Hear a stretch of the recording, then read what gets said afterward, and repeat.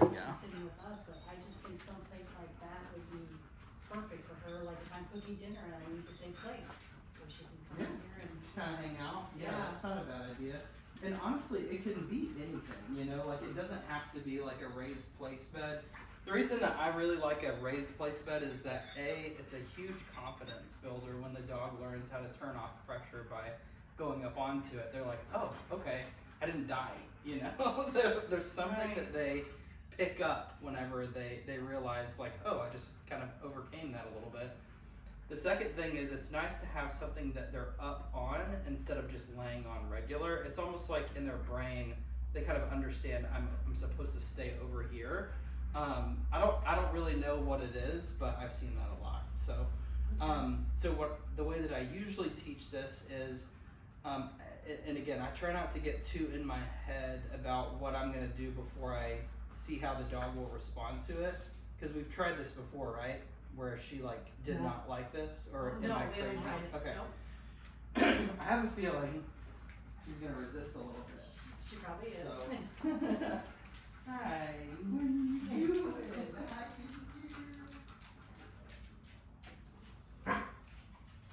Come on. It's funny though, because she watches your videos just fine. I honestly think that her hearing my voice consistently has kept her kind of like acclimated to the sound of my voice. I think so. Yeah, it's funny because she'll just be sitting on the couch with me, and as soon as she hears your voice, she turns to the TV and just starts watching. So notice how she's trying to like, you know, run away and Yes. do anything but what I'm trying to get her to do here. So go ahead and grab some food, and I'm not using the food to bribe her onto the mat. I might just use it once she gets up there. Hi, what are you doing? What are you doing? You're so cute. Here's Perfect. Now, was this up or was this down and she just was full? down and was full. Okay. Yeah. So on session days, just fast her for that. Well, that she didn't morning. eat when she got up. She's No. been sleeping for a little while, so Okay. Would she it be hasn't. better to give her one of her favorite treats? What's that? Would it be better to give her one of her favorite treats? No. We might, you know, it's one of those things where if I can possibly use kibble, I try to. If the dog chooses to be stationary, then I'm going to show her where she can be stationary. So notice she's just kind of like, I don't really know what this blue thing is. So I'm turning off a little bit of conflict by just turning away from her and trying to give her another opportunity. Good. Very nice. I'll just kind of throw a couple pieces of food on there Okay. and see if she responds to that. Let her see me doing it here. Yeah, she actually didn't even eat breakfast this morning, so she hasn't eaten much at all today. Has she gone into a heat cycle yet? No. Like, Not has she yet. had a heat? Is she spayed or no? No. Okay, We've been told not to until it's her second heat cycle. perfect. But then I had a veterinarian in my car that says that is stupid. That is stupid. That it's never been proven. He does his personal ones at Like 6 months. 6 months. Yeah, I've heard it both ways. Yeah. I'm not a vet, obviously, but like I know that for my personal dog, like Milo was spayed or neutered really, really young, and he now has like really, really bad hip issues and That's hypothyroidism. why they and- say to wait. So I don't know. I don't know what to believe Or because some dogs find end up weight. with it anyway. Yeah, because I mean we got her at 2 years old, so obviously she. Mhm. And she wasn't spayed, Yeah. so we got her spayed at 2. Yeah, I wish I had better advice on that, but so Well, you we're notice going- here how we're as going- I'm turning that's off advice. conflict here. Yeah. Good girl. Very good. Notice as I turn away and kind of give her some time before we were in a huge rush and she was just like, no, I'm not having it. So now that we're just kind of letting her sit here, be uncomfortable for just a second, and then I'll release her here in just a second. Okay. Good job. And since she's not taking food, I automatically stopped offering it because I don't want to sit there and try to convince her or bribe her, Right. which is why I usually don't go, oh, you didn't want the kibble, let me just offer you a treat, because then I'm always upgrading. Sometimes I will, you know, it's like, it just kind of depends on the dog. If they'll work for treats but not for food, I'm like, okay, that's fine. All right, nice job. Let's go. Good girl. Good job. I'm gonna pay you just as much off the mat here for coming with me. Good girl. Very nice. Alright, and I'm gonna come back again. Notice that there's that pressure. I'm gonna do the same thing, but this time I'm gonna try to turn off that pressure a little faster. Very nice. Good girl. Good girl. Good job. Good girl.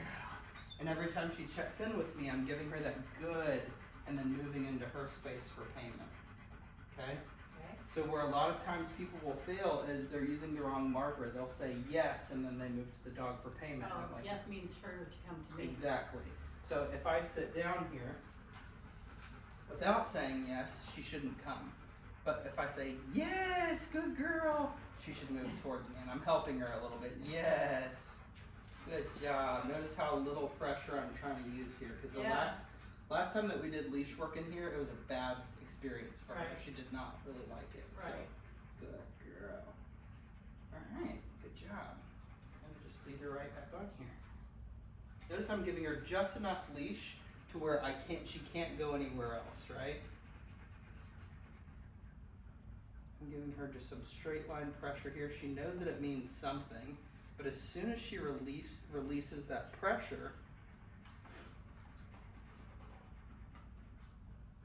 just kind of guiding her on.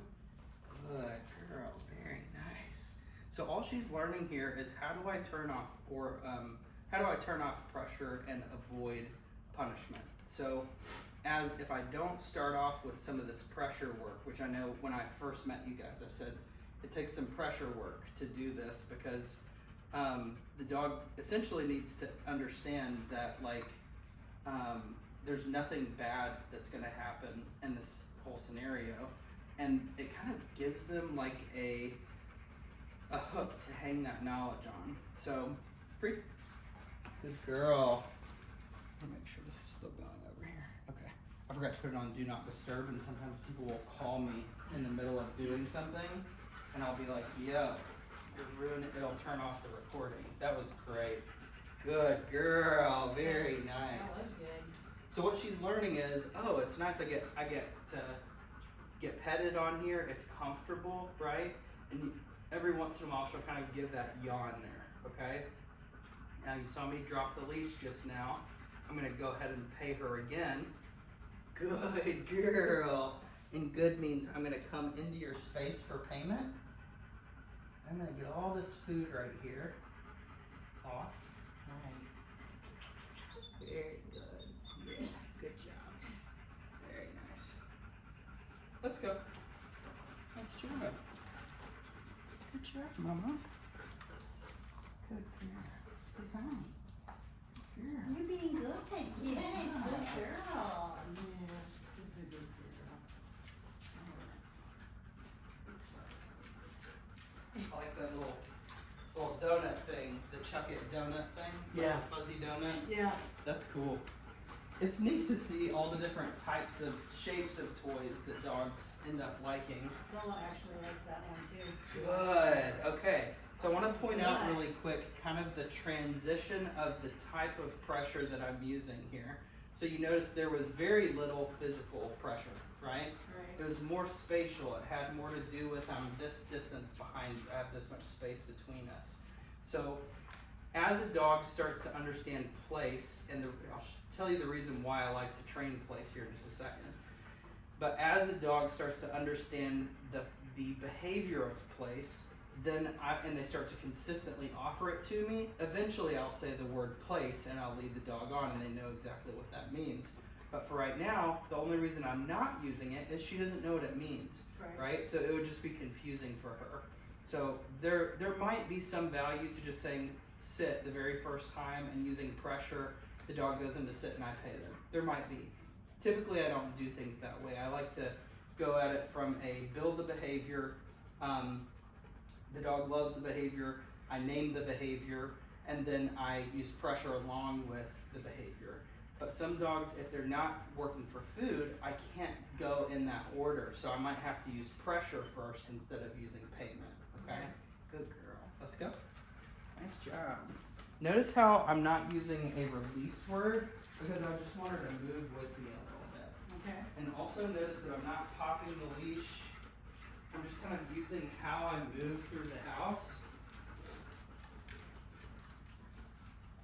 Just a little pressure here. Good. And she's given me this behavior so many times now, good girl, that I can start using the word place. Because I now know that what it's going to take to get her on here, and I know that she'll still offer it to me. Okay. So if I don't have a leash attached, what people do a lot of times is they'll say the word over and over and over again, place, place, place, and because the dog doesn't speak English, right, and because they haven't had that word associated yet, they might just assume that that's what that means. I've had that happen where I say place, and they're like, we've never taught that, and the dog goes the very first time. That's funny. You know, there's some dogs that they just offer freely. For dogs like her that they have maybe a questionable start to their life or beginnings, pressure is so helpful because it shows them it's okay to offer this, but it kind of shrinks the world because they have all these different possibilities, right? And it kind of trains their brain to focus on where's that pressure telling me to go. Let's go. Good. And I think my calm, my demeanor is also helping her a lot too. Whereas before I had just worked with like a dog that knows all the things, and she was like, I don't even want to be close to you, you know? And it was like, I was almost emotionally just kind of frustrated. Place. Good. Good girl. Very nice. That was Good job.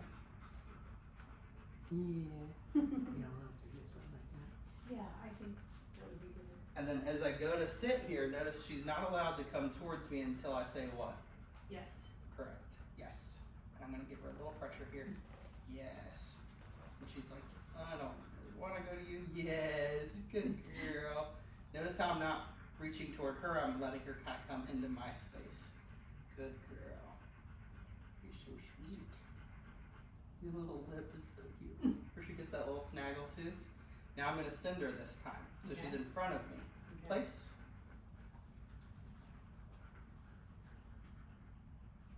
I'm not going to let her go anywhere else.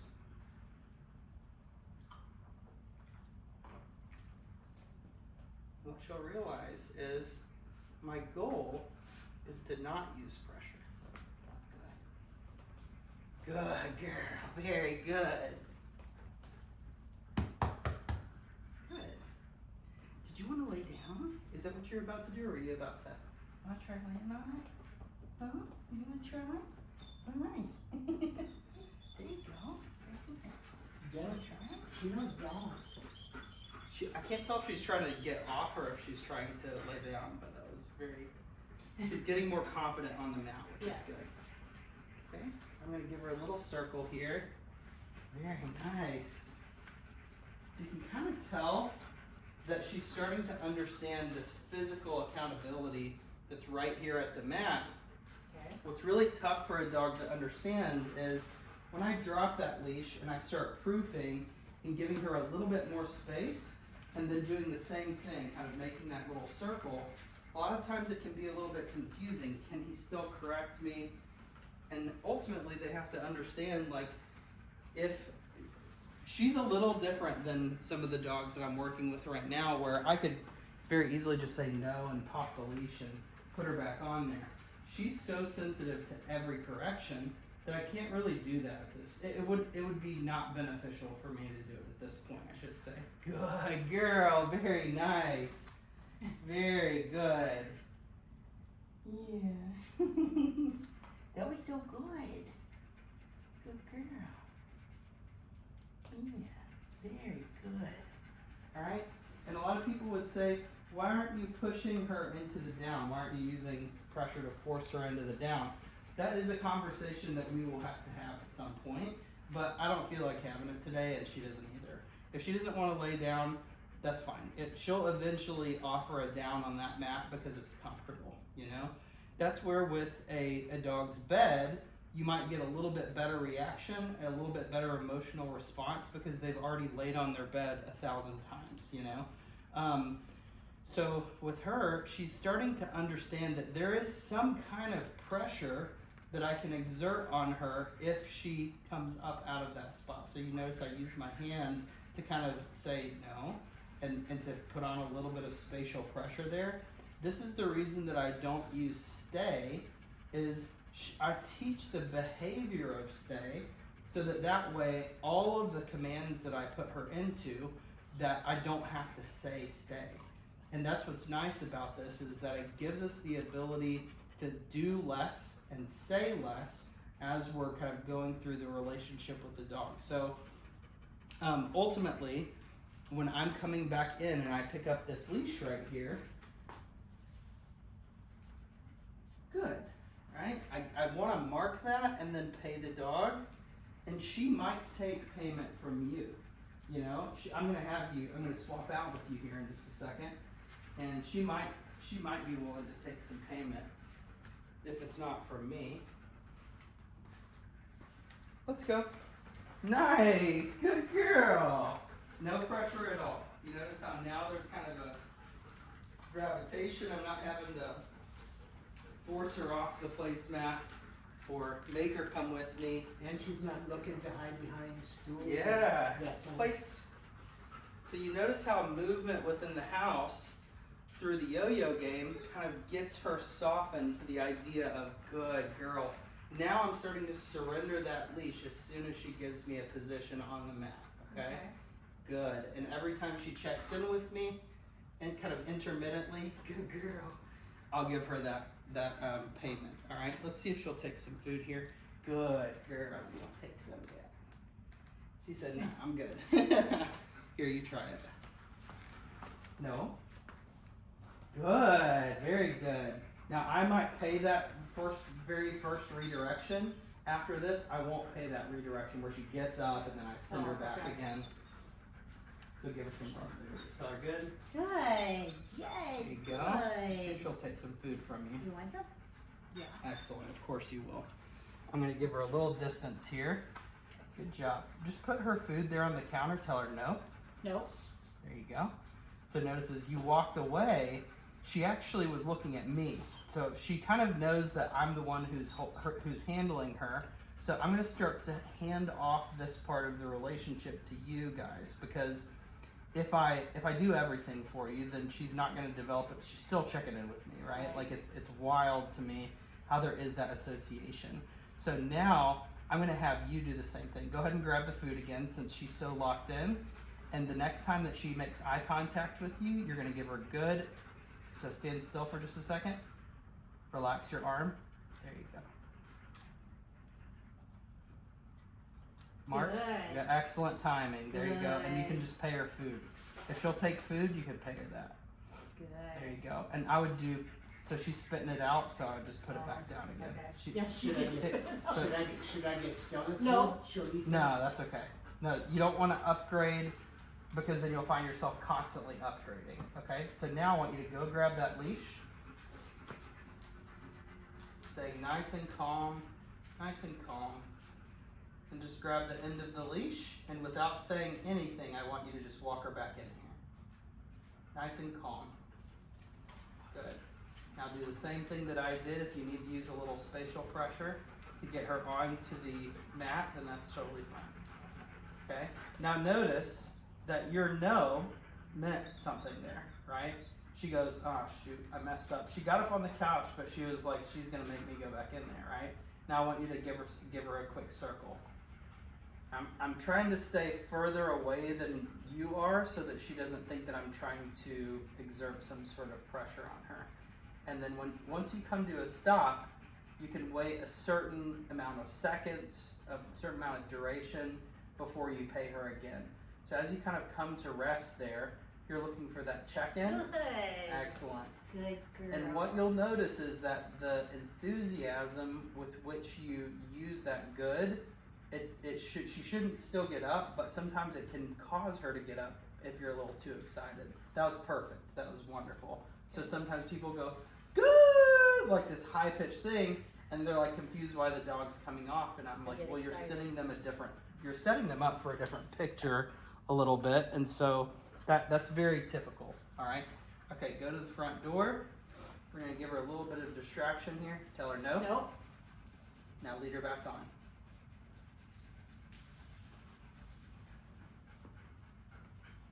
So notice how you're facing her.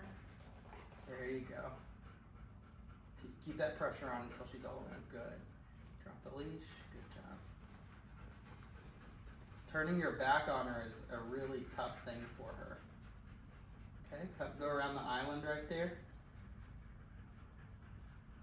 I want you to walk to her left, to her right, on our left here, and make another little circle. So in the process of proofing, go around the coffee table. In the process of proofing, we have to build a little bit more distance, a little bit more duration. Tell her no. No. Perfect. There we go. I want you to come and just stand by this trash can for a second. And face your body towards her. So when I give a dog this posture, this picture of me, this flat out, kind of looking right at them, shoulders kind of squared off to them, this is an implied stay. So for example, even if I'm holding the leash, if I just drop the leash, whatever, if I drop the leash, it's usually a sign that I want them to stay where they are, because I usually pair it with this. So if I'm walking with them and I drop the leash and I do this, they go, oh. And a lot of times you'll notice the dogs that I'm training will lay down because they know, oh, I'm supposed to be stationary, I might as well be prone, right? So as she's sitting there, what we're gonna do is we're gonna just kind of ignore her for a little bit, and I wanna see if she'll lay down. I actually think she's pretty close right now. Yeah, I think so too. Uh-huh. There you go. And we're just gonna not pay that, okay? Here's why. It's self-reinforcing. She wanted to do it. She's feeling relief, and the last thing that I wanna do is end that little event, okay? I want her to just kind of enjoy being there, all right? Now, once she checks in with you here in just a little bit, we might pay her again, but the idea here is we wanted to give her the chance to kind of down-regulate that emotion, okay?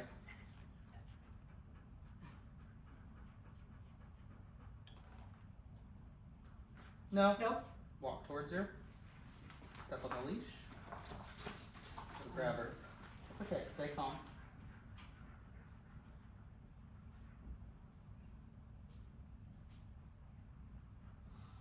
Yep, nice job. And don't repeat yourself, just walk her right onto the mat.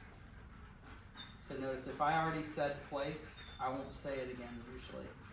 Not usually, sometimes I will. Now, there you go. All the way on. So that pressure should stay on until she's giving you what you want. And then pressure up for the sit if you want. Good. Okay, give her some distance. So in the process of proofing, I want to build distance, I want to build duration or time, I want to build distraction. And if she likes you at all, she doesn't want you to be away from her, which you saw. And she kind of got a little antsy as you walked towards the front door. She's like, don't leave me here. And then the last one is directionality. That's walking behind her, because a lot of dogs will get up whenever they're facing that way and you're moving this way. They don't like that. They want you to be in sight. That also applies to you being behind something. So I proof that a lot. Like I'll step into the other room for like 2-3 seconds. So in the process of teaching these skills, the reason that they're valuable is yes, it obviously challenges the dog's brain, it teaches them rules, it teaches them the communication system, it proofs the communication system, it gives them the ability. She's getting bored, so she's probably gonna lay down here in a second. And when she does, this time I want you to mark it with a good and very slowly move in for payment. Okay. If she gets up from the down, you're gonna say no, and you're gonna back off again. Does that make sense? So if you promise, that's what's interesting is if you promise payment for something, and she comes out of that position, you go, no, and you take away that payment. Before, you moving backwards would have pulled her into your space. Now, it puts her right back into that down. Okay. So that's how we know the difference in the communication system. So if she lays down and I say good, and I start to move towards her to pay, then she comes back up again, I go, no, like this, and she'll go, oh, okay. She starts to learn to pick apart, Okay, no means keep doing what I was doing before, right? So return back to that last position. So the reason that I teach place, the primary number one reason is to teach the client the communication system and to proof the communication system for the client. It has very little to do with the dog. Dogs get it very, very quickly. So you see the yawn, she's getting close to where she's gonna stick one of those legs out and she'll eventually lower herself into it down. Go ahead here in just a second and give her another, she's like staring a hole into me right now because she knows that I really want to pay her. A lot of times people will ask me like, what do you give as payment when the dog finally lays down? And honestly, I usually just kind of ignore them. You know, like I might pay them the very first time that they lay down, like I did a second ago, but after that, I don't really, because it's self-reinforcing. It's like when you're trying to get a baby to go to sleep, a brand new newborn baby, and the baby goes to sleep, you don't then wake it up for a bottle because it went to sleep, you know, to pay it, you know. You let it be reinforcing. You let it get the rest that it's supposed to be getting. Okay. So keeping in mind kind of what mindset the dog is in. So go ahead, the next time she checks in, go ahead and give her a good and pay her. So good first. Good. Nope, go back. So I want you to practice giving the marker. Go ahead and give the marker. Good. Say good. Oh, good. Excellent. And then move to pay. There you go. Because what happens a lot of times is our movement becomes the marker. So when I go to move towards her, she starts to get up. So it causes the dog to start to listen. It causes them to start to distinguish between what they're seeing and hearing and smelling, all different things, right? So the whole point of dog training is I say something, you do something, right? Which requires all the senses. For the most part, I can use an e-collar if it's a deaf or blind dog, but it requires all the senses for the dog so that they can kind of know exactly what to do. So I need to show her what to distinguish, how to know when I'm allowed to get up. So go sit in your chair there. No? Perfect. There you go. So you notice how there's that spatial pull that she feels whenever you started to move away. She started to get up. I gave her the negative mark, and that's where you're going to have to do that when I'm not here. Okay. So if she gets up, you'd go no. And if you want to back away from her at first and then turn and walk, that might be a little bit more effective at first, but eventually I should be able to walk off.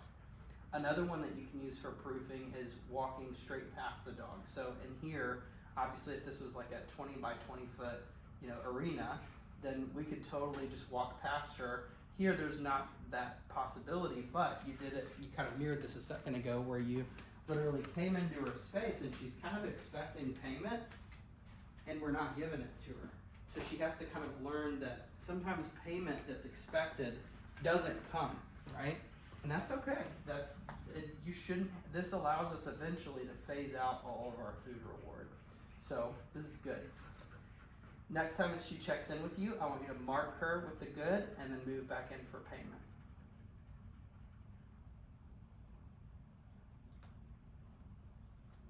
No? Stand up. This is what she's missing right here.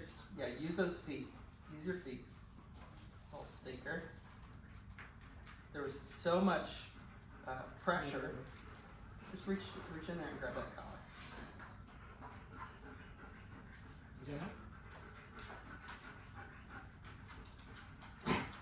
Don't look at her so much. I want you to put your energy on that mat right there. There you go. Walk right through it.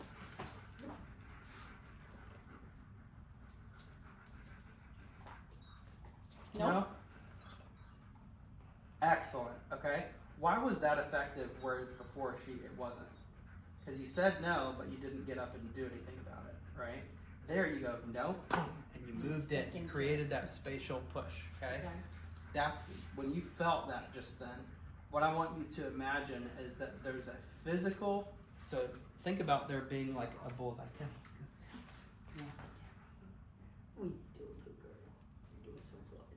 So there's a physical, a spatial, and then eventually a social, kind of a bigger, larger understanding where I might even just go no and just turn my head toward the dog and they right back into that down again, okay? You felt that spatial push where you said no and you pushed her back into position Right. just by stepping towards her. Why is that effective though? Why is that effective when you step towards her? Because you're moving into She's her threatened space. by it. She's threatened by it. Why though? What does she know will happen if you get close to her? Punishment. Punishment, right? That ultimately punishment puts a cap on all of that pressure that I'm having to use, right? And if I don't give a punishment, then I'm confirming to the dog I'm a pushover. That nothing aversive will happen if you break this, right? So I might, for each of these little positional obedience commands, I might punish the dog 1 or 2 times for each behavior for them getting up, but I don't then say the command again. I don't want to then say I'm pressuring you into something. I want them to offer me something. So I let it kind of leave a space. So when the dog gets up, so give her space again. You want to kind of create that, tell her no. No. Good. So, for example, let's say that she gets up again and I'm able to catch the leash before she goes off. I might give her a leash, say no, and give a leash pop, and then lead her back onto place. So it's kind of like, this is lava, that's the little island of safety right here. So the whole point of this is for her to become comfortable on the mat and to understand that until she's released, she should be very uncomfortable stepping off of it, right? Okay. So if a dog understands that they get paid on the mat, that's obviously a very powerful motivation. So thinking about the payment, pressure, prevention, punishment, those are all 4 things that we can use and will use at some point during training. If I just use payment all the time and I never incorporate pressure, when life puts pressure on, the dog freaks out and they become very weak, right? If I only use pressure and never use payment, then the dog has no motivation to continue the exercise as a whole. So there's an existential thing associated with work where they're like, this sucks, right? Which we saw that in that one lesson where I felt like I was dragging her and popping her all over the place. It sucked, it was terrible. We all hated it, right? So now we have a beautiful emotional state that has been created by you guys just giving them biological fulfillment, right? Like, I'm comfortable in my home with my sister. I'm coming into sexual and social maturity. I'm learning that the world is not this big scary place. It's actually pretty cool. And I have kind of a stable point, a stable maturity that I can kind of build on top of. So in a second, what I'm gonna do is I want you to get ready because she's probably gonna get up when we do this. Okay. You notice when I stopped talking, she got up because she was like, oh, this is too much pressure, right? What pressure am I putting on her when I do this? See that mouth close? What's that called? I'm not sure. Social pressure, Okay. okay? That's what, it's real, right? Like you can see it, right?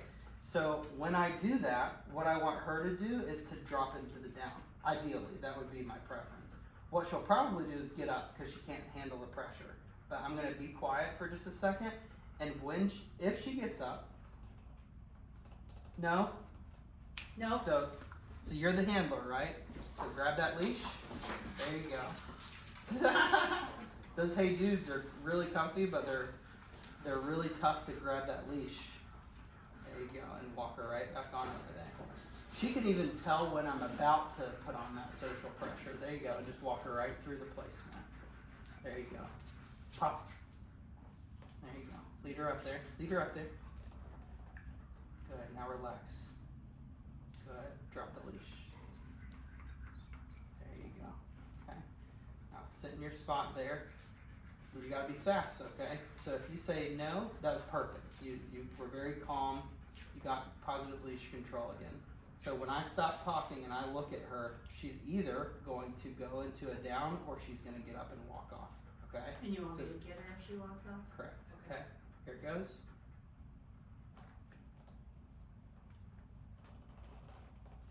Proof.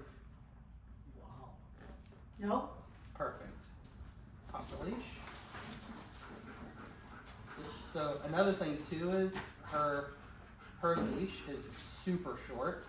So I'm gonna have you take that donut leash and clip it to the end of her leash, because she's getting something every time that she gets off. She's learning that she can escape, right? She's like, these people are slow. I can beat them. Why are you making it longer? So I can grab it. Oh. Yep.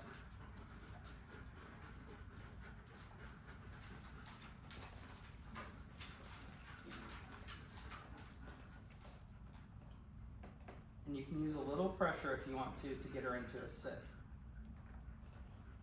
There you go. Now make that leash longer and just kind of lay it out towards you. There you go. There you go. All right, we're gonna do the same thing again. Because you notice that even when I just kind of look at her like this, good girl, you're doing so good. She has to turn that head away. No? Step on the leash. Yep, grab it. Notice she didn't get as far, so this is gonna cease to become something that is doable for her, because she's gonna realize there's nothing that I get from doing this, right? That was excellent. Pop that leash this time. Pop it.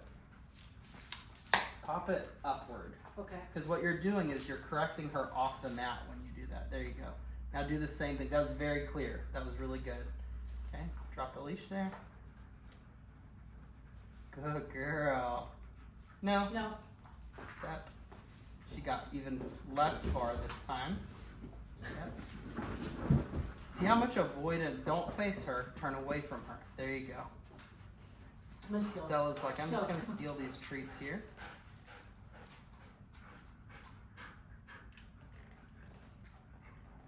You're doing awesome, by the way. There you go. Good. Pay her. Pay her. Good. Good. Good girl. Job. No. No. There you go. Perfect. So here's what I'm looking for. Hi, baby. It's okay. You're okay. You're not in trouble. Come here, mama. So notice how I turn away from the dog, and just go, it's okay. You just need to do it again. Good. Very nice. So I want her to know that the only reason I'm putting on any kind of social pressure is for the proofing of this. So when a dog gets up off the mat, then I would say no, I would move towards them, and the goal is that I would give that pop off the mat. I don't really want to pop on the leash here. Okay. I want it to be off of it. So if I just start kind of moving away, I'm trying to kind of get her to mess up, but while I'm holding the leash, she probably won't. I'm going to try to proof this a little bit just with a little oppositional pressure here. Notice how she's really resisting me. That's good. That means that you love to be on that placemat, which is great. Good girl. But I need you to have that too. So whenever you catch that leash, ideally, you get your foot on it, right? And sometimes what I'll do is I'll step on the leash and then I'll kick it with my other foot so that it gives her the pop, so that she's not just getting this little baby pop, she's getting a really good firm pop. And then once she gets that punishment, I'll let her sit with it for a second. I'll grab the leash and then I get her right back on there again, okay? So she's learning a lot of really advanced pressure stuff for her as a dog that doesn't have a lot of confidence. This is really, really good. Good job. She's learning not to be quite as sketchy. Two, obedience is really healing for dogs that started off kind of feral, because it teaches them a communication system and it teaches them rules. Like right now she's kind of looking for something to do. I can't take that right now. No. No. So pop the leash there, pop, then lead her on.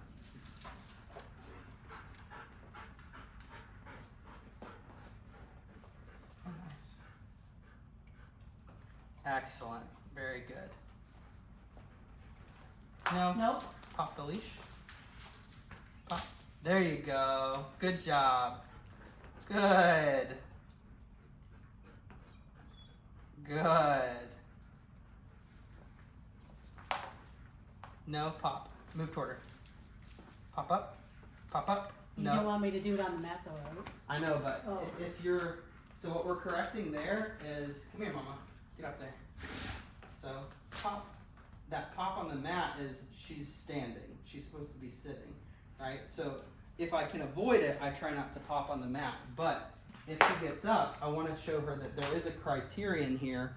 So like sometimes, yes, I will hold off on popping on the mat, but she's broken it so many times. Right. These poor little petals came off. There you go. Now she's like, all right, I'll just sit here for a second. Good girl. Now go pay her for a sec. She needs to kind of reset. This is also, doing it for this long is miserable. The only reason that we're doing it this long is for us. It is literally so that we can teach the communication system to ourselves, okay? Now, I want you to go sit in that chair over there like I was doing earlier. I want you to just stare at her for a second. That's usually a huge temptation for a dog, is to sit down, because then you become more approachable. No. Stand up. Show her exactly what you want. Pop and put pressure. Pressure up. Good. There you go. No. Perfect. We're just now finally starting to get some social punishment, where if I say no at a distance, she's going back into that sit, okay? I'll give her a yes and pay her on you. Yes. Yes. She doesn't get that one yet. Yes. It should be, that's a good girl. Very good. Girl. It should be more reflexive, but that's Yes. okay. She just started working that yo-yo game recently. You've been putting in a lot of reps, and I saw there at the end that kind of release. She understands that, so that's really good. So again, usually when I'm working place or any sort of positional obedience, I have to remember this is almost zero value to the dog unless they just love to work. And there are some dogs who they can work for physical touch or a treat or toys, toy play, where it becomes very reinforcing, because in fact they get to the point of being able to do sports because they're so explosive, reflexive with all of those markers. That's really rare for a pet dog who's also a rescue. It just is. It's super rare. That doesn't mean though that she can't get to that point. When a dog very clearly understands yes means I get paid on you, and there's a lot of emotional happiness that's associated with that explosive movement, and they know I'm safe to do this, then you get what looks like confidence. And for a while, it's just explosive, right?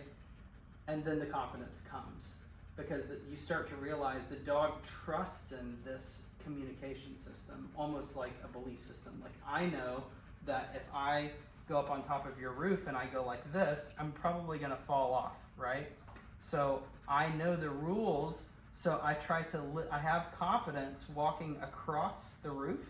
But once you go to that edge, you realize there's a system here, right? Someone set it up a long time ago where if I go like this, I'm gonna fall and I'm gonna break my neck, right? So we use a ladder because it allows us to do this in small increments, right? So if I can teach the dog to climb that ladder in small increments and to climb back down in small increments, then they have every confidence, right? But if I try to jump and I try to say, all right, just jump in my arms, it's not gonna happen. And that causes the dog a lot of stress, Okay. So in those times where we have felt a lot of resistance from the dog, that's basically what has been happening, is that she hasn't been in a place of clarity. She's been in a place of just all out confusion. And we're expecting her to understand something that's at step 10 when she's actually at step 0.5. So that's why the yo-yo game is so important, is that it teaches that very basic communication system of break gets you paid over there, yes gets you paid on me, good, I'm gonna come to you for payment, right? And that's exactly what we do. And Perfect. in that game, she understands yes. She Mhm. comes back, but when I'm taking her for a walk and I let her sit there for a minute and then want her to come to me and say yes, she will sit there until I say Yeah, let's go. she might need a little help understanding it though in a different context. This is what I'm talking about by baby steps, is that when I take something like the yo-yo game and I change the environment that I'm doing it in, even just slightly, the dog pretends like, I don't know this picture, right? Because they don't. They realistically, they can tell us, I don't know this, right?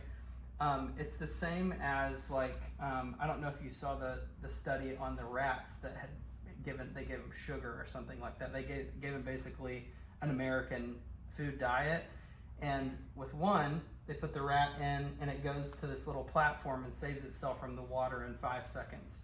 If you feed it an American diet, it takes like 36 seconds. It panics basically. It's high stress. It doesn't have the tools to figure it out.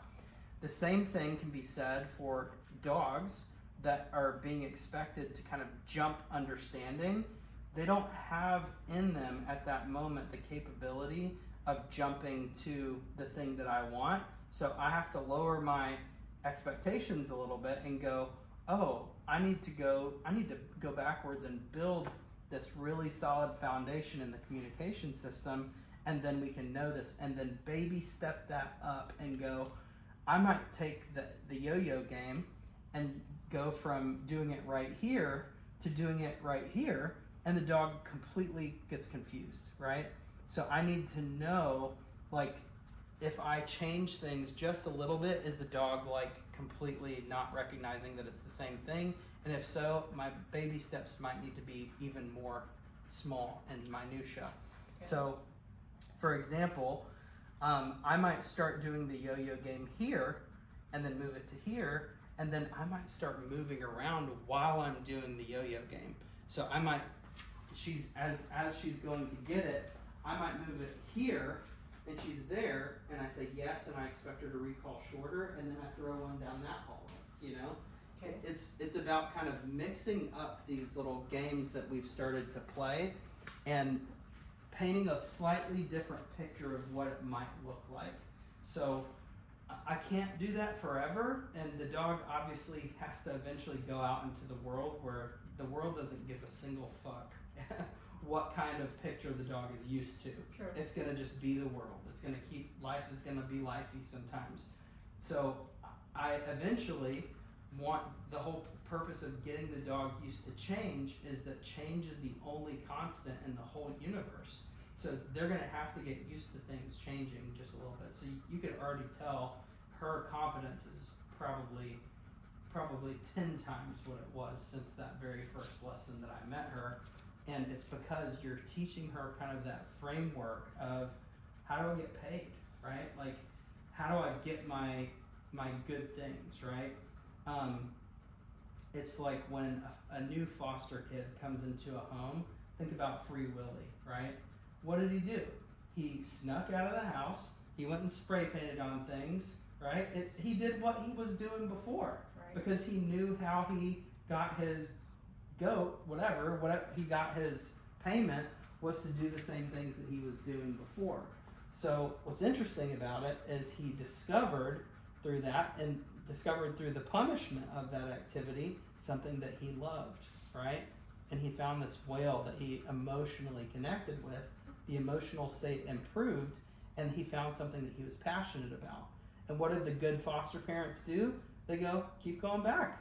So I'm seeing good things, right? So that's kind of how it is with dogs, is that we need to show them that there's kind of a payoff to work, right? Part of it is, I'll let you clean close to me if you do a little place work, right? It kind of breaks down the feeling that I need to be on top of you all the time and be, right next to you. So it also teaches the dog how to turn off pressure, so they're learning rules, and it also improves the communication system. So your homework, so to speak, is to start taking each of these games, and I wanted to talk about possession games here in just a second too, breaking down some of these games and saying, okay, we've done the yo-yo, like, where have you done the yo-yo game so far? I've done it all over. All over? Yep. Inside the house, right? Yes. Okay. So do it outside?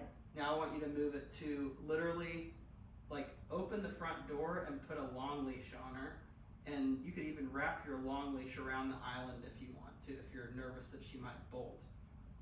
And I love to do this with a 50-foot long leash, because there's almost zero possibility that the dog could bolt and, you know, run out in the road or whatever. But it gives them, that's probably 20 feet around right there. And then you've got 30 feet, so it'll take the dog just outside the door. So that gives me the ability to start proofing. If you decide that you want to bolt out that door, you're going to hit the end of that long leash and it's not going to be very pretty.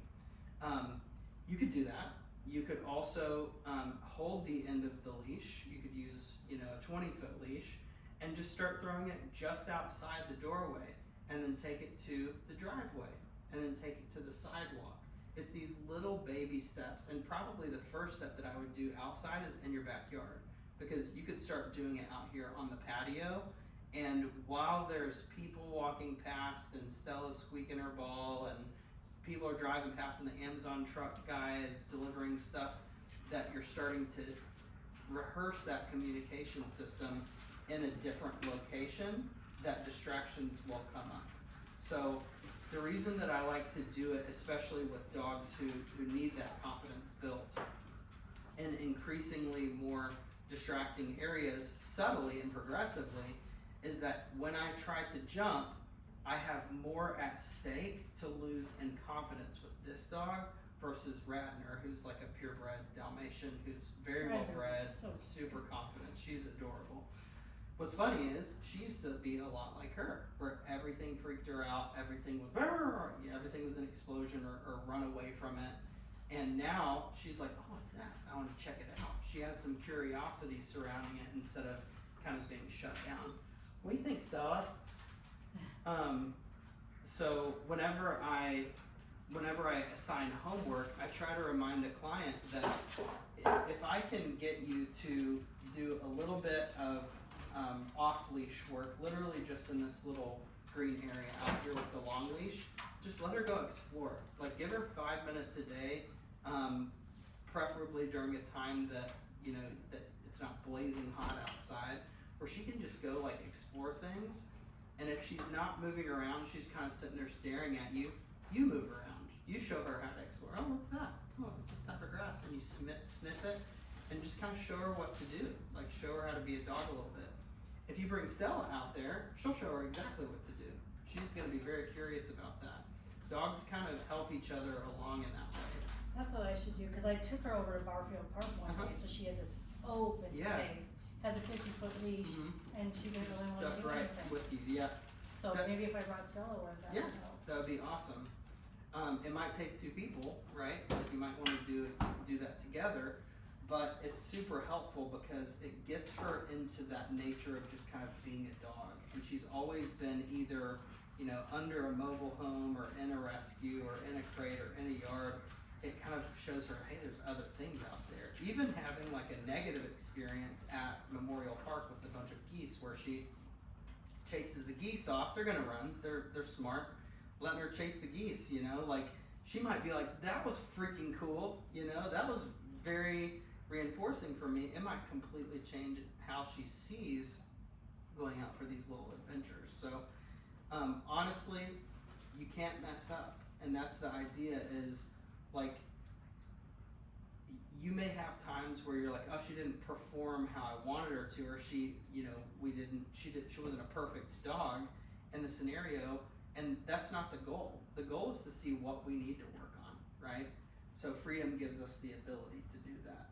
And then with play, I actually think, I know you mentioned that you're having some trouble with coherent tug, and she's not really quite understanding that. Right. I want you to show me a little bit of what that looks like here in just a second. We're probably gonna, where do you guys usually play tug?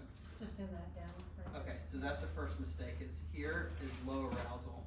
So You in should be here, outside. and you should be outside. Okay. And she knows that now, right? Like, she understands. She also knows that she can't bark at people, but outside, now that she knows that she can't bark at people, she does need to know that she can run as fast as she is able to inside the fence. She needs to be able to zoom around and make zoomies, and, you know, she gets goofy, and that's great. That's a good mindset to be in as you're starting to play tug. The whole purpose of any sort of toy games is possession. I want the dog to feel comfortable possessing the toy. Okay. So what I see people do a lot is they're just trying to get that toy back. So it's, and instead of being all tough and saying, give me that tug, eventually you'll be able to do that where you go, oh, I'm gonna get you, and you're hitting the dog, and they're like, rah, you know, they're growling, and it's wonderful. But in the beginning, I almost pretend like I'm more weak, like, oh, you know, like, I'm gonna get that tug, and they're like, no, you're not, you know, and they'll come over, they'll steal it, and then I throw a huge celebration. Good job, you took it, that was so awesome. And then we go right back to it again. I say, I'm gonna get it. And then they take it and they run off across the yard. I'm like, yeah, what a good dog. And then I sit down or I run away from them.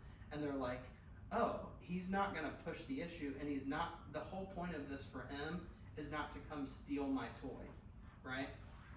There are even trainers that say, don't leave a lesson without like ending up with the toy. I don't think that's super necessary.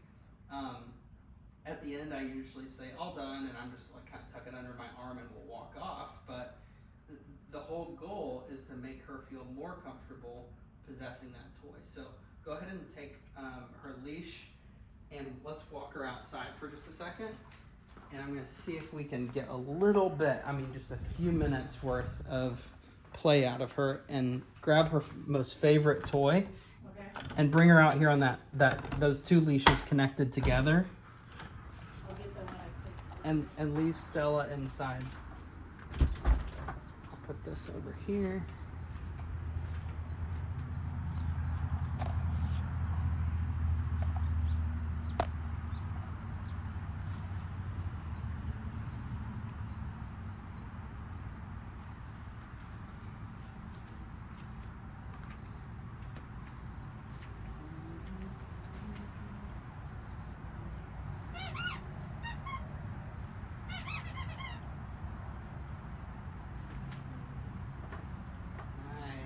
So this is the There you go. tug. Nice. All right, I'm gonna stand back a little bit and see how you usually do it. What is this?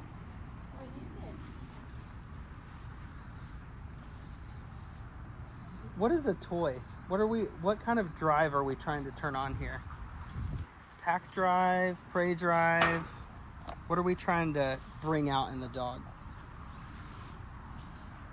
They already have a play drive. Mm-hmm. We're trying to bring that up. Yes. So what does the toy represent in that process? Like a little animal or something. Yeah. Rabbit or Uh-huh. something. If I had a rabbit in this yard, what do you think it would be doing? Running. There you go. So I need And to she would be chasing come up it. with a way. You got it, girl. I need to come up with a way to make that toy like prey, right? Okay. And she needs to come up with some confidence that she can use to kind of do that. So what I like to do is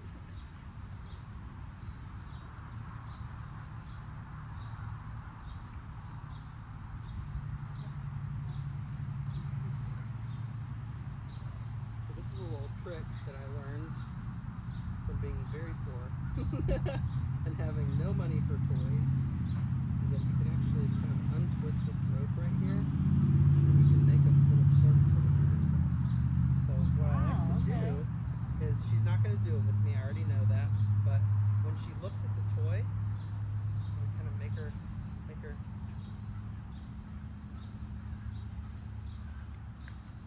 she's like, what are you doing, dude? So the idea here is I want to kind of make it run away, right? So you can get a flirt pole if you want to. A flirt pole is literally just a stick with a string and a toy on it. That's it. And I want the dog to start kind of putting a little curiosity onto the toy. Now, in the beginning, that curiosity might be something like what is that thing? You know, like it might be just literally like what they're playing with their eyes a little bit. So step just slightly away from her there. Good girl. So notice like a rabbit wouldn't just jump into her mouth. So I don't take the toy and try to force it into the dog's mouth. That kind of defeats the purpose. What I want to do is when they start paying attention to it, I want to kind of make it wriggle and writhe like an animal. So I might kind of twist the leash a little bit, like I might make it flip over. But the key is to build a little bit of curiosity. Once you have curiosity, they're going to start trying to possess the toy. And that's when I start to turn on just a little bit frustration. where the dog goes, ooh, I want to get that thing, right? So I'll make them miss it a couple times. They go down to get it, and I just go, and I just pull it just far enough away where they have to go, oh, I really want to get that thing, right? So I'm just turning it on just a little notch at a time. And notice that at any point, if I go and I just explode it away, the dog will just go, okay, it ran away, it's too fast, right? So if I don't build that incrementally, then it actually defeats my prey drive. It does the opposite of making it into a possession game, okay? When the dog does possess it, oh my gosh, you stole it from me. Wow, you're so strong. Wow, that's amazing. And I usually will move away from the dog as well. So what happens is I kind of catch this rhythm of a natural yo-yo game where I'm going, yes, like this, and I'm moving away from the dog as they're possessing that toy. And then I might clap a little bit. That's kind of part of my yes. And the dog goes, okay, I'm going to come towards you. And when they do, I give them that yes marker. So they're like, oh my gosh, this is the same thing as what I do with my food. So now, once the dog's actually showing possession for something, then I should have brought a demo dog for this one.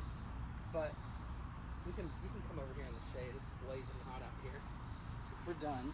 That was perfect. That was probably her best session yet, and it may not seem like much to a lot of people, but that was, I think she did great today. Okay, So good.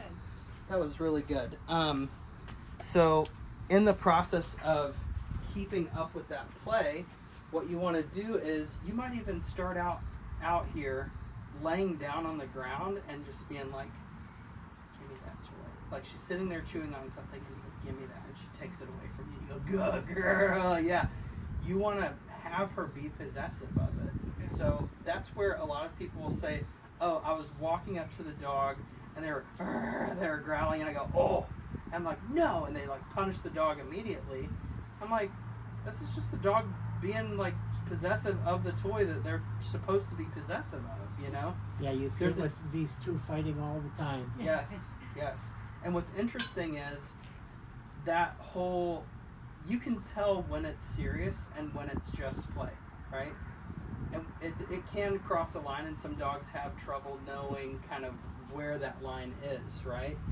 But I don't think that makes it wrong. I think it makes them a dog, you know? And it's just interesting to me to see how easy it is to watch dogs kind of naturally play together. One thing that might help is maybe a retractable leash, just like taking this and putting it through here and clipping it, because you can't see the ribbon as much, and just kind of throwing it on the ground, and when she looks at it and goes, hey, there's a toy there, you go, and you kind of Let it come back. make it alive a little bit. Yeah, because she's got it in there. I know she does. I know that she's able to, because she does it with Stella, right? It's just sometimes we struggle with, how do I make this rewarding for the dog? And that is making it alive, making it come alive, right? So I'll send you a couple of videos before I leave today of some dogs that they didn't really know how to play, but as we went, they totally got it. They were like, oh, okay. So the whole goal isn't to get this, to keep this and to keep it from you. If I bring it back to you, then the game continues. And that is where fetch comes from. That's the foundation of fetch, is tug.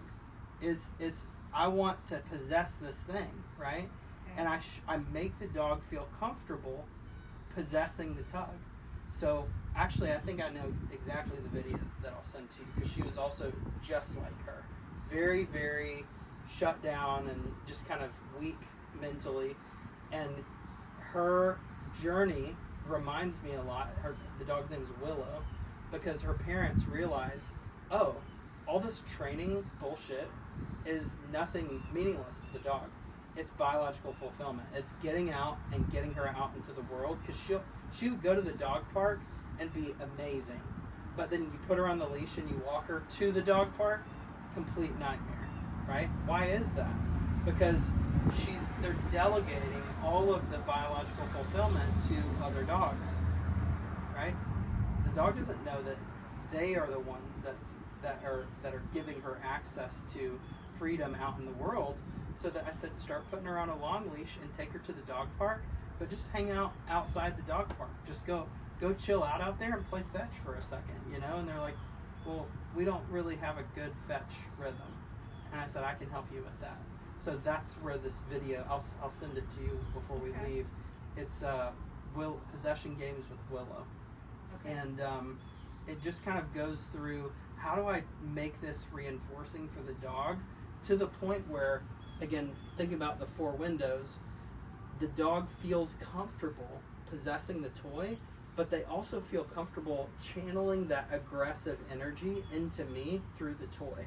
Because that's what play is for, is what does the dog do when they get the animal? What do? They shake it to death, right? They kill it, and then they eat it, right? That, if that's not aggression, I don't know what is, you know? So it's showing the dog that there is a place still for that innate aggression that is in you, not because you're a German Shepherd, not because you were, you know, basically feral when you were found, not because you're genetically a mess, but because you're a dog. You have that aggression inside of you, and this is a safe place for that. And I'm going to show you how we can channel that and build that confidence, because you'll never have a really confident dog. You'll never have a well-balanced dog. You'll never have a dog that can withstand lots of pressure until you have the comfort of expressing that aggression with me where it's safe. So you notice with Mila, when I get a toy out and I do this, she's, right? She gets, the arousal turns on, right? And she's like extremely focused on me. So now I can take my work here and I can turn it, or my play, and I can make it valuable for work so that it doesn't have to look like that stuff, that all the bullshit that we did today. Because that's good. It was good work. It was great. But the motivation isn't there to where she's wanting to go ahead of me and go, spin onto place, right? So this will give you a kind of a step up on your work, is if you have a really good, clear communication system with play, and she understands I'm totally safe possessing this toy around you, and you're not going to try to steal it away from me, you're going to let me possess it, then now I can leverage this play for work, right? And that's where you'll get all of the good stuff. That's for me, I think play is the master key to all confidence. So that's the reason it's so important. And people question, you know, we haven't learned a single obedience command, and we're 4 sessions in. I'm like, yeah, but your dog's not eviscerating your neighbor anymore, you know? It's like the emotional state of the dog is the number 1 priority. So if she's still afraid of me, for example, or anything, then we need to work on that. And then I can take that play and I can go, okay, brand new stranger who you've never met before, here's the toy, here's a video of us playing, go do it, right? And they go, and the dog realizes, oh, they're part of our pack because they understand this communication system. Break, yes, good. So for fetch, it's break, I throw it, the dog picks it up, and they look at me and I go, yes. And they come to me to get what? Paid, right? And what's that payment whenever they fetched it? Petting, yeah. So I say yes, and the dog comes to me, and then I give them the good, right? Good. And the tug, while I'm saying good, continues to reinforce, okay? So break, yes, and then good is that tug. Good girl, and I'm smacking the dog, and they're like, arr, and they're growling, and I'm going, that's what I want. I'm showing them you are safe expressing this aggression onto this toy in my space. Not all aggression is bad inherently. It's part of the dog. How can it be bad, right? It's just showing the dog where it's appropriate to do it. So one of the things that, like, I just went and picked up a bite suit yesterday because I have one that's in the shop right now. It's got moth holes all in it and stuff. So it's being patched, and it's going to take a little while. So I knew I needed one that was completely separate from that I could use for behavioral cases. And because my understanding is that as a dog, that I could try to suppress all of that aggression, or we can figure out where it's safe to do it. You know, like for a sport bred Dutch Shepherd, you're not going to be able, and if you could suppress all of the aggression out of the dog, I wouldn't want to meet that dog.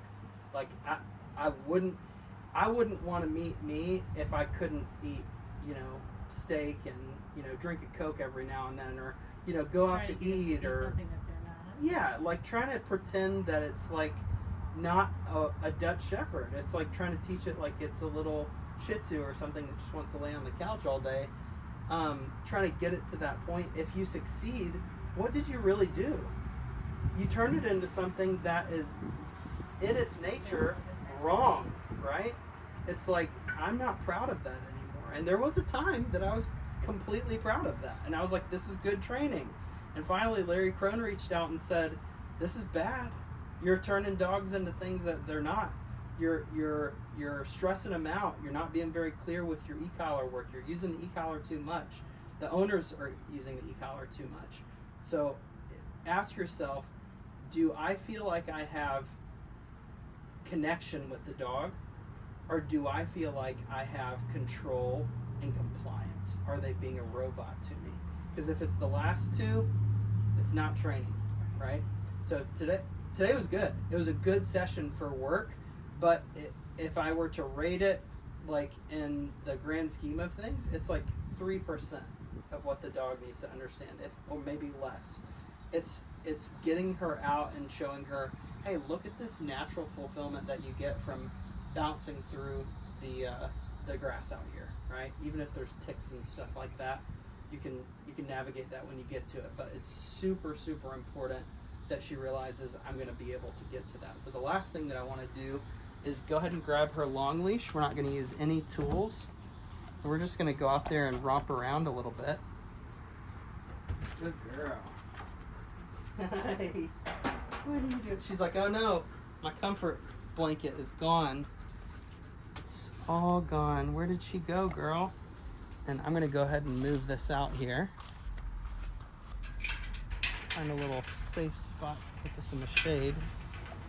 She's like, finally, get him the hell out of here.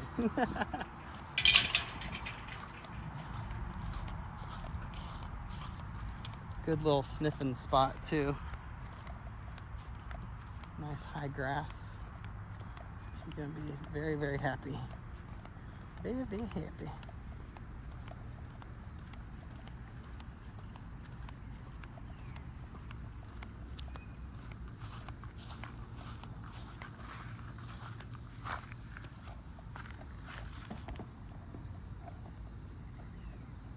There we go.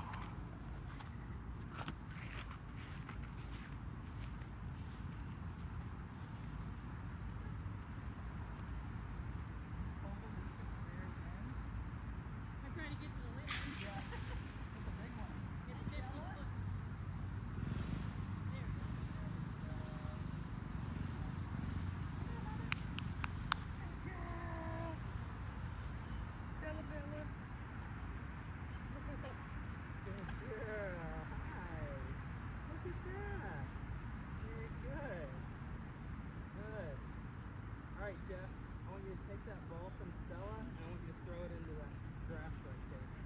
Throw it in the grass. The grass. The tall grass.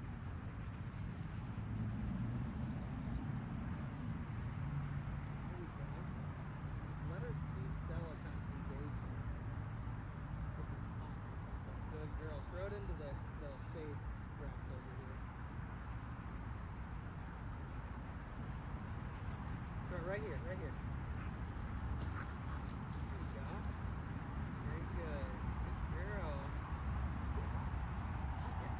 Yes, good girl. Good job. There you go. Throw it right. See that branch that's coming across? Throw it right back there by that branch. That's great. The low one or the high one? The low one. Just throw it into the grass there. I want her to kind of search around for it a little bit. So notice how where she's saying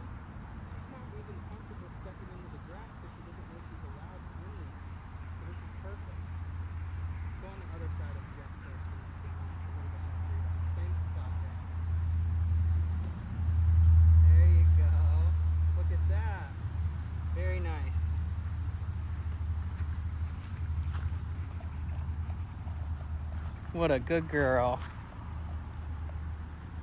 Keep going. You're doing great. Keep going. Did she want to play? There she goes. There you go. She knows what to do. Very nice. Yeah, good girl. Very nice. Good job. Now all that sniffing that she's doing is just her going, there's so much out here, man. Like, I didn't know all this stuff was here. It smells different, you know? There's something about being outside that fenced yard that just wakes up every part of the dog's brain. Because, you know, you probably know this, but we don't use all of our brain, right? You probably knew that. Dogs already use, I know I use less of my brain than most people do. I don't know what that was, but I just got either electrocuted or splashed with something that like burned my foot. It did not feel good. That wasn't good. That was weird. Maybe it was just water and it was really cold.